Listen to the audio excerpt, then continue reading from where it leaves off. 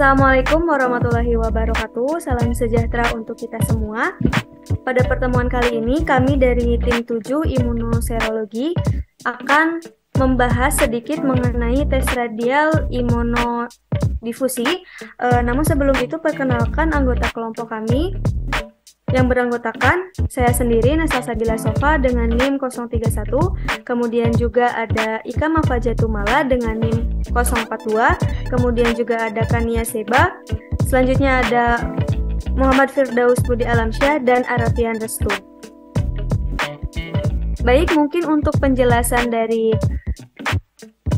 pembelajaran yang akan kita bahas pada kali ini akan dilanjutkan oleh teman saya.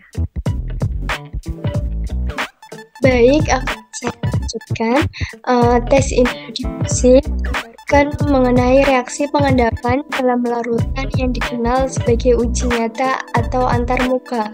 Reaksi pengendapan terjadi dalam larutan dan media gel agarosa yang didasarkan pada prinsip reaksi pengendapan antar antigen dan antibodi, yaitu larutan yang mengandung molekul antigen di sumur bagian atas dan di sumur bawah, kemudian ditambahkan larutan yang mengandung molekul antibodi khusus untuk antigen. Setelah itu, molekul antigen dan antibodi berdifusi satu sama lain ke media piring agar ketika mencapai konsentrasi yang optimal yang dinamakan zona kesetaraan, kompleks imun yang tidak larut terbentuk, yaitu terlihat garis kotak presipitasi yang berbeda. Teknik imunodifusi digunakan sebagai penentuan konsentrasi relatif antibodi dan antigen, membandingkan antigen dan menentukan kemurnian relatif antigen, kompresi antigen, dan penentuan kemurnian relatif dari persiapan antigen. Ada dua teknik imunodifusi. Yang pertama yaitu dikenal dengan sebagai radial imunodifusi, dan teknik kedua yaitu imunodifusi ganda. Radial imunodifusi disebut sebagai radial imunodifusi tunggal karena dalam teknik ini antigen dan antibodi hanya satu yang bebas bergerak. Next. Kemudian ada bahan digunakan yaitu 1.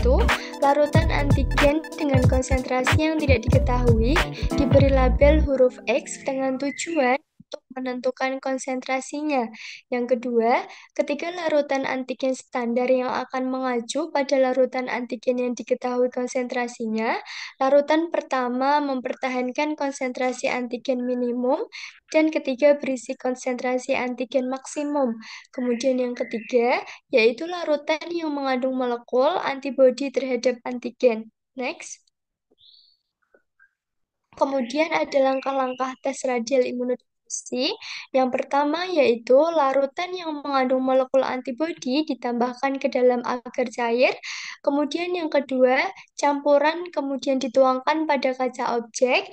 Yang ketiga, sumur dipotong biasanya 4-8 sumur kemudian dibuat dalam slide agar.